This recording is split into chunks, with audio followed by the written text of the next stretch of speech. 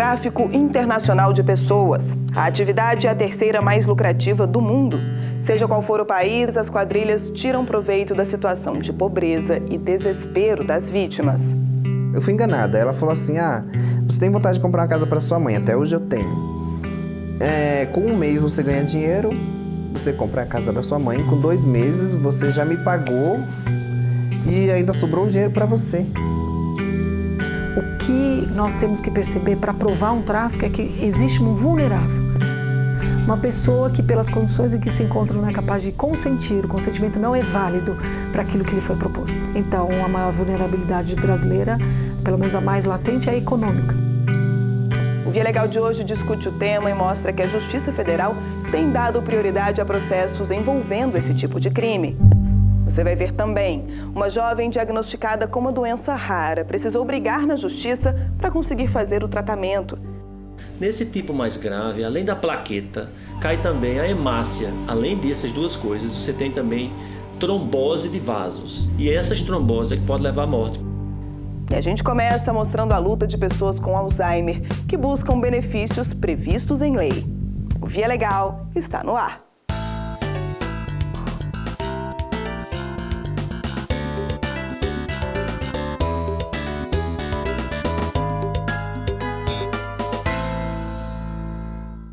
Em todo o Brasil, cerca de 1.200.000 pessoas sofrem com Alzheimer. A doença neurológica, que afeta principalmente a memória, não tem cura e se agrava ao longo do tempo. Por isso, o paciente perde a capacidade para o trabalho. Quem convive com esse tipo de problema tem direito a alguns benefícios, como, por exemplo, a isenção do imposto de renda. Apesar da resistência da Receita Federal, o pedido tem sido atendido nos tribunais. A causa do Alzheimer é ainda desconhecida, mas a doença já atinge cerca de 30% a 40% das pessoas com mais de 85 anos de idade. Só a perda de memória com envelhecimento pode ser um sinal, na verdade deve ser considerado um sinal de alerta. Quando essa perda de memória começa a interferir no seu trabalho, ou seja, você esquecer os seus compromissos, recados, aí nessa circunstância realmente aí a necessidade de procurar um profissional. Lúcia e Roberto são filhos de Dona Maria Eugênia. A aposentada foi diagnosticada com Alzheimer há 9 anos. Depois de sofrer um acidente em casa, ela precisou ser hospitalizada. Ela teve um acidente, quebrou a bacia, trincou a bacia, aí foi para o hospital e não voltou mais. Segundo os filhos, foi necessário contratar cuidadores para acompanhar a mãe também no hospital. E como as despesas aumentaram com o tratamento da doença, Lúcia decidiu procurar o INSS, responsável pelo pagamento da aposentadoria, e a Receita Federal em São Paulo. A gente tinha informação de que se você tem uma doença grave, uma cardiopatia, tuberculose, doenças degenerativas, câncer, Alzheimer, Parkinson, você pode pedir isenção do imposto de renda. E aquele desconto mensal do INSS você não paga mais. E ela estava certa. A Lei número 7.713 prevê isenção do imposto de renda para portadores de doenças graves, desde que o rendimento seja por aposentadoria, reforma ou pensão. Mas além da burocracia, o benefício gera muitas dúvidas. A diretora jurídica da Associação Brasileira de Alzheimer esclarece que o nome da doença não aparece expressamente na lei. Você tem um rol de doenças onde você não tem expresso o nome da doença de Alzheimer. Você tem só o que seria o grande gênero onde a doença de Alzheimer estaria inclusa, que é a alienação mental. No caso da mãe de Lúcia, a dificuldade foi ainda maior, porque a Receita Federal alegou que havia um débito. Quando você tem débito pendente na Receita, ela não libera os posteriores, porque ela fala assim, eu não vou te dar um crédito, eu não vou te dar desconto, porque você tem que me pagar antes. A saída foi recorrer aos tribunais. No julgamento, a União alegou que o laudo médico apresentado pela paciente não era suficiente para comprovar a doença. Mas o entendimento da Justiça foi outro. E a Receita Federal não só foi condenada a isentar a aposentada, como terá de devolver os valores retidos nas declarações anteriores. A decisão ressalta a importância do reconhecimento do Alzheimer como doença grave, mesmo que ela não esteja expressamente prevista na lei de isenção.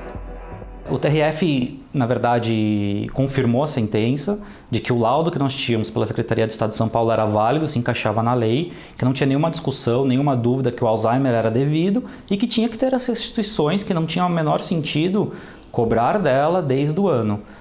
Houve uma discussão até dos 5 anos que retroagiram, que não retroagiram, mas ele confirmou a sentença que tinha que ser devido tudo. Segundo a Abras, para requerer a isenção do imposto de renda, o laudo médico tem que ser bem detalhado, como, por exemplo, ter a data do diagnóstico da doença. Isso é determinante para o pedido de restituição do tributo pago nos últimos 5 anos. O médico que acompanha a doença, ele tem condição de gerar um laudo, atestando desde quando ele acompanha a pessoa, desde quando ele verificou que a pessoa tem uma alienação mental. O laudo do médico particular, ele vai ser um instrumento auxiliar para o médico do INSS. Então, a única maneira de você comprovar que essa doença já é pré-existente é através do laudo do seu médico particular. A doença de Alzheimer não tem cura, mas a família de Dona Maria Eugênia foi até o fim para garantir um direito que já é dela. A gente não sabe mais quanto tempo de vida a mãe terá, então esse dinheiro vai ser direcionado para a cuidadora, é bem-estar dela.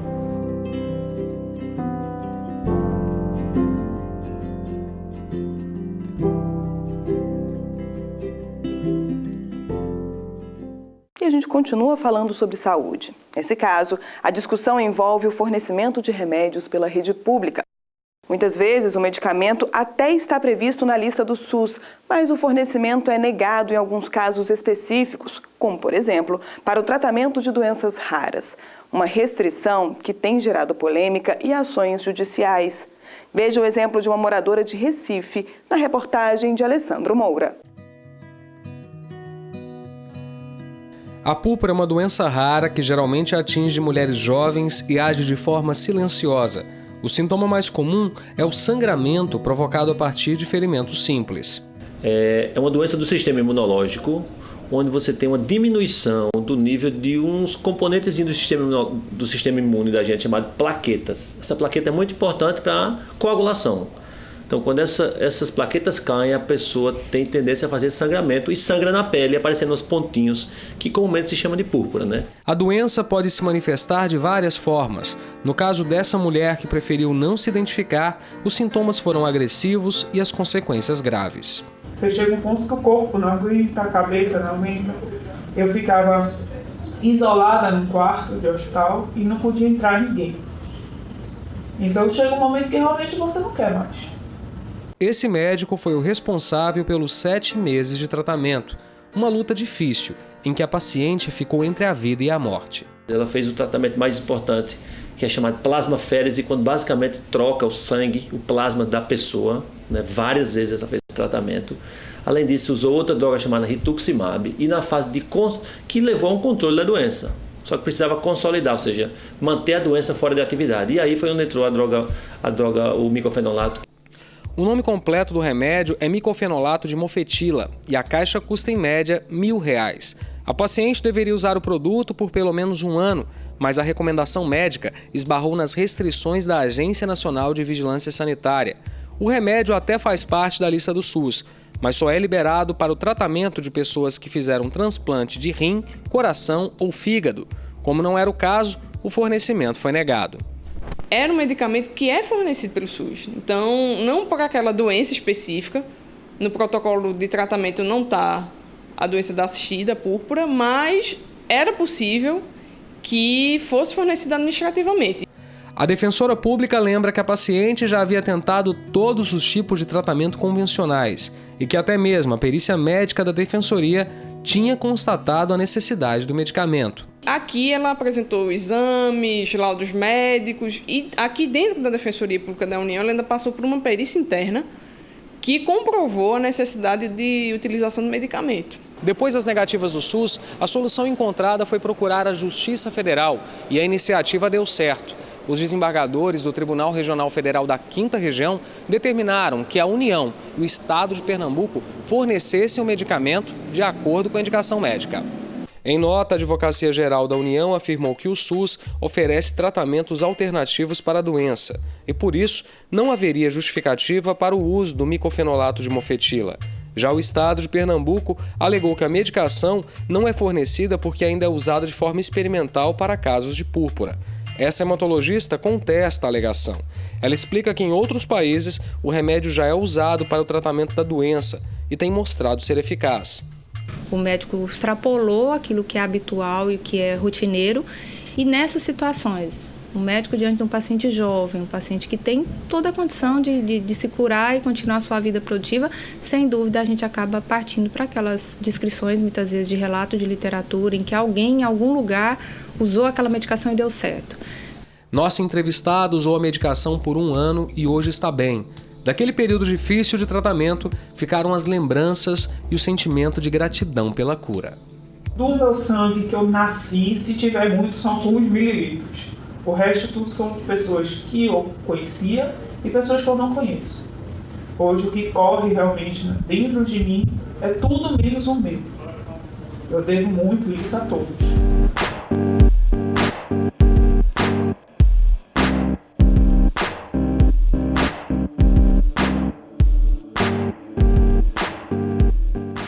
A política de inclusão social já é realidade em todas as universidades federais do Brasil, mas nem por isso é sinônimo de consenso. Normalmente, as discussões estão relacionadas às regras dos editais de seleção. No Rio de Janeiro, um estudante cumpriu a norma que exigia a conclusão do ensino médio em escola pública. Mesmo assim, ele foi excluído do sistema de cotas. Assim como milhares de brasileiros, Francis deixou a escola para ajudar os pais com as despesas de casa. Aos 13 anos, começou a trabalhar em uma loja de ração. Mas o sonho de concluir os estudos foi apenas adiado e não abandonado. Ao completar 20 anos, ele conseguiu voltar para a sala de aula. Eu retornei a estudar e continuei trabalhando com meu pai. Meu pai, no tempo, tinha uma vanzinha. Ele dirigia e eu trabalhava de cobrador. Aí a gente trabalhava de 6 às 6, aí eu voltava, retornava para casa, eu tomava banho e ia para a escola. Aí eu fazia o supletivo. O desafio seguinte era passar no vestibular. Sem dinheiro para um cursinho, Francis decidiu estudar em casa. De madrugada, trabalhava como operador de telemarketing. Com muito sacrifício, foi aprovado na Faculdade de Direito da Universidade Federal Fluminense, em Niterói. Na época, o edital da prova previa uma bonificação de 20% na nota final para os candidatos que tivessem concluído o ensino médio na rede pública. Uma política de inclusão social que, por um detalhe, deixou Francis de fora. Estudantes menores de 25 anos que tivesse concluído o ensino médio com supletivo não teria direito à bonificação. Foi aí que eles indeferiram o meu pedido e não me concederam esses 20%. O que candidatos que estavam atrás de mim conseguiram e me passaram à frente, eu fiquei desclassificado, fora das vagas. O estudante procurou a Defensoria Pública, que interpretou a restrição como uma medida discriminatória. De acordo com a Lei 9.394, quem faz o curso supletivo depois de completar 18 anos pode usar o certificado para seguir os estudos. Existem 2 pontos. O primeiro ponto é a tentativa da administração pública de limitar o número de pessoas que terá acesso a esse tipo de benefício. E também existe uma certa desinformação por parte das pessoas responsáveis pela elaboração dos editais. O que eu vejo é que muitos editais são feitos por pessoas que não têm conhecimento da legislação em vigor naquele momento, o que gera algumas incongruências e algumas limitações sem justificativa, como nesse caso. Diante do impasse, o debate foi levado à Justiça Federal. A UF alegou que a regra era uma forma de assegurar o benefício a pessoas que realmente não puderam concluir o ensino médio de forma regular. De acordo com a instituição, candidatos com até 25 anos poderiam fazer o supletivo apenas para ter direito à bonificação. Mas os argumentos não convenceram o juiz que analisou o caso. A UF, ela criou uma exigência exagerada, ok, até com alguma intenção, com alguma lógica que ela declarou. A lógica era privilegiar as pessoas mais velhas, querendo levar as pessoas mais novas a fazer o curso regular. Só que ela esquece que o supletivo já tem um limite. Então ela criou uma distinção que a lei veda e a decisão foi favorável a esse estudante na primeira instância e a UF recorreu e perdeu também na segunda instância. A universidade preferiu não se manifestar sobre a decisão. Para o defensor público, outros candidatos com histórias parecidas com a de Francis podem ter perdido uma oportunidade por falta de informação. Com certeza. No caso do Francis, ele teve a visão de lutar pelo direito dele, procurou a Defensoria Pública, nós ajuizamos a ação e houve uma decisão favorável. Mas muitas pessoas, por desinformação ou por acreditarem que não vão conseguir, acabam não lutando pelo direito delas, o que acaba frustrando os sonhos de pessoas que teriam acesso a um ensino público e que, na verdade, acabam prejudicadas por restrições administrativas sem um mínimo de fundamentação. Hoje, com 25 anos, Francis só pensa em concluir a tão sonhada faculdade de Direito. Por experiência própria, pode-se dizer que há uma certa força te pressionando a manter você onde que você está, sem uma possibilidade de melhorar de vida.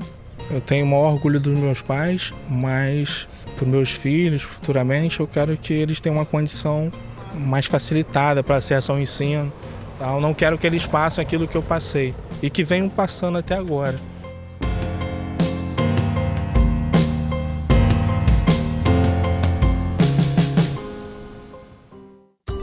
No próximo bloco, teste feito com 50 marcas de vinagre mostra que boa parte dos produtos não respeitava normas do Inmetro. Eu volto já.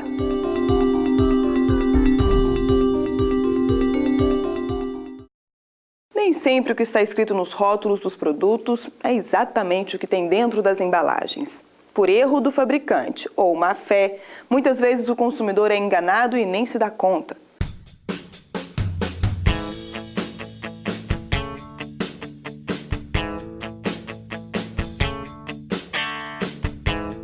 As informações estão no rótulo, mas para muitos consumidores, essa não é uma leitura obrigatória. Ainda mais quando o produto é vinagre. Não. Por quê? Porque tu só vê vinagre ali, tu não olha, viu? Não. Ninguém dá bola para esse troço assim. Tu compra pelo olhar, né? Não. Por quê? É vinagre, não, nunca, né? Mas pode dar diferença no peso, no volume, na massa. Nunca percebi nada. Mas na hora de ir às compras, é importante prestar atenção se as informações da embalagem representam de fato o produto que vai ser comprado. A avaliação pode evitar prejuízos ao consumidor. Já para os empresários, a diferença pode dar muita dor de cabeça. Recentemente, o Inmetro multou uma empresa de Blumenau, em Santa Catarina, que vendeu vinagre de álcool com volume inferior ao que dizia no rótulo. A fabricante discordou da punição e entrou na justiça para cancelar a multa.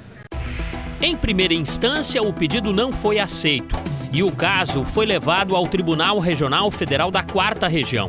No recurso, a fabricante alegou que o Inmetro não considerou a natureza volátil do produto, que pode sofrer perdas de volume e massa durante o processo de fabricação e estocagem. Os argumentos não convenceram os desembargadores, que confirmaram a multa de R$ 8.250 fixada pelo Inmetro.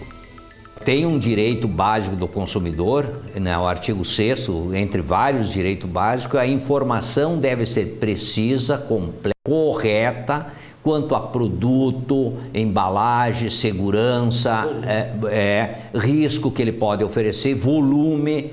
Então, isso é muito importante. Então, se o produto é volátil e ele tem um prazo de duração, tem que constar esta informação na embalagem do produto, mas ele tem que garantir que a informação da quantidade desse volume deve ser preservada até a data da sua validade. Só no Rio Grande do Sul, o Inmetro examinou nos últimos 2 anos 50 marcas de vinagre. Quase 40% delas apresentaram problemas. Para nós é difícil explicar. O que a gente constata, na realidade, vários fatores podem ter influenciado nisso. O próprio equipamento da indústria, enfim, tem uma série de fatores que podem ser levados em consideração. Para o diretor do Inmetro, o consumidor tem papel fundamental no processo de fiscalização. O consumidor pode ajudar, né, e pode, na hora que está comprando o produto, verificar esse tipo de coisa. Por exemplo, produtos líquidos é um pouquinho mais complicado, ele vai se basear mais ou menos na altura do líquido. Mas os produtos comercializados por massa, por peso, ele pode simplesmente pegar o pacote do produto e colocar na balança do supermercado, que ele já vai ter mais ou menos uma ideia se o produto pode ou não estar apresentando um erro. Uma boa dica para quem não quer comprar gato por lebre. Consumidor, ao adquirir um produto que envolve a sua saúde, a sua segurança, a vida, ele tem que ler. E quando tem qualquer divergência entre aquilo que é ofertado e aquilo que ele está adquirindo, tem que denunciar.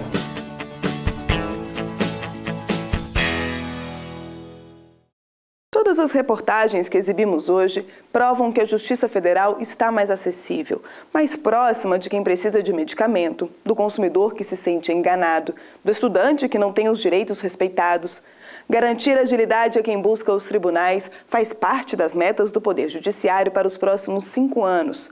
Entre as prioridades está o julgamento de processos envolvendo o tráfico internacional de pessoas. O crime é o 3º mais lucrativo do mundo e faz centenas de vítimas no Brasil. Como é que era a casa que vocês moravam? Bem simples, era um barraco.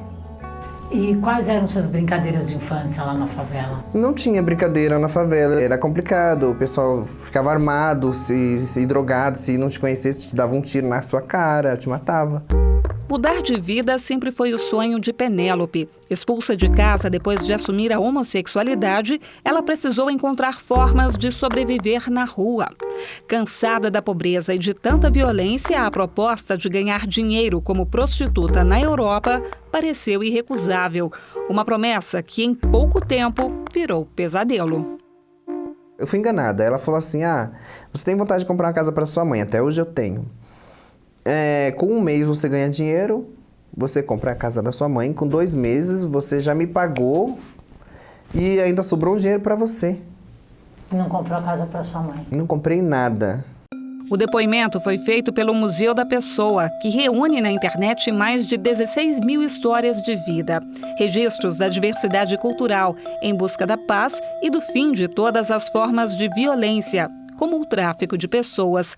A atividade é apontada como uma das mais lucrativas do mundo. Faz 2,5 milhões de vítimas por ano e movimenta 32 bilhões de dólares. O Brasil é um dos países que mais envia pessoas para o mercado internacional.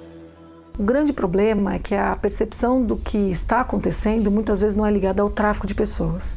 É ligada ao julgamento que se faz da vítima. A vítima aceitou vir trabalhar em tais condições.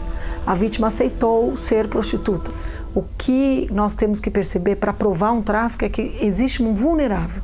Uma pessoa que, pelas condições em que se encontra, não é capaz de consentir, o consentimento não é válido para aquilo que lhe foi proposto. Então, a maior vulnerabilidade brasileira, pelo menos a mais latente, é a econômica. Dependendo da proposta que se faz, e aí vem a mentira, o engodo, isso é um tráfico. Tirar vantagem do desespero e da miséria de quem busca uma forma de sobrevivência também é estratégia de empregadores, que mantêm funcionários em condições análogas à escravidão. Só nos últimos 4 anos, quase 9 mil trabalhadores foram resgatados em todo o país por grupos móveis de fiscalização.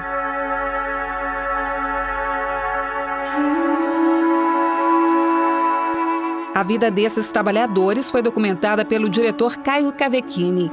Em Frente de Trabalho, auditores da fiscalização revelam um Brasil que parou no tempo.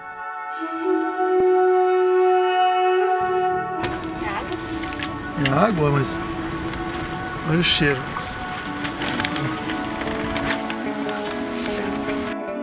Água é de uma cacimba que o gado também bebe dentro. O que mais me choca, na verdade, quando eu chego no local, é ver a água que o trabalhador bebe. O que é isso? É peixe? É. O senhor comeu? Comi, tem o resto aqui. É. O senhor colocou nesse saco assim? É, aqui nesse saco. Nesse saco? Não tem nem banheiro. Nem banheiro, nada. Aí quando os homens vêm aí, ele faz banheiro, manda parar pro cara comer. Quando não vem, não para pra comer? Para ver. O dia todinho teve que nós trabalhar aqui, vem ganhar R$5, R$2, sacoda 4 horas. Tanto o trabalho escravo quanto o tráfico internacional de pessoas são julgados pela Justiça Federal. 873 processos ainda aguardam uma decisão dos tribunais. 124 foram analisados só este ano. Por serem crimes que violam um princípio constitucional, o julgamento dessas ações passou a ser prioridade para os próximos 5 anos. Quando se prioriza o combate aos crimes de trabalho escravo e de tráfico de pessoas, também se desestimula a repetição desse tipo de ato por parte dos criminosos, dos delinquentes. E ao desestimular, se contribui reflexamente para a maior preservação da liberdade das pessoas e, de forma geral, da dignidade da pessoa humana. Essas e outras metas que devem garantir celeridade no atendimento ao cidadão fazem parte do plano estratégico da Justiça Federal. O assunto foi tema deste encontro em Brasília, que reuniu representantes dos tribunais regionais federais de todo o país. Todo mundo tem direito a um julgamento rápido. Nem do julgamento justo, mas um julgamento de obter a sua resposta de forma rápida. Agilidade que já começou a ter impacto na vida das pessoas que buscaram, por exemplo, os juizados especiais federais. O objetivo da Justiça é concluir nos próximos 4 meses pelo menos 70% dos processos que chegaram aos juizados até 2012. Histórias como a de Rosane. Depois de ter o pedido de auxílio-doença para o tratamento da hepatite C negado pelo INSS, ela buscou os tribunais e conseguiu reverter a decisão da Previdência. Não há convênio que cubra uma hepatite C, não que eu conheça, porque é muito caro. Incrédula, eu fui buscar a Defensoria Pública. Para minha surpresa, eles conseguiram uma nova perícia e, através dessa perícia, eu consegui constatado, provado que eu tinha direito, sim, ao que eles chamam de benefício-doença. Que aí prevaleceu a lei, vingou o meu direito.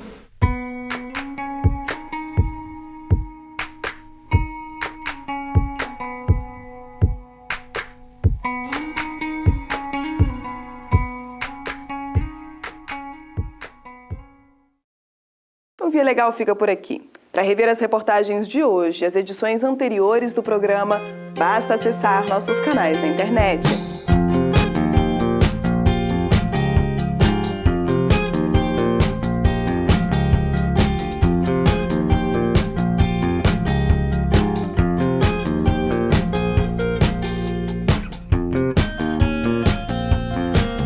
Eu volto na semana que vem com outras histórias decididas pela Justiça Federal.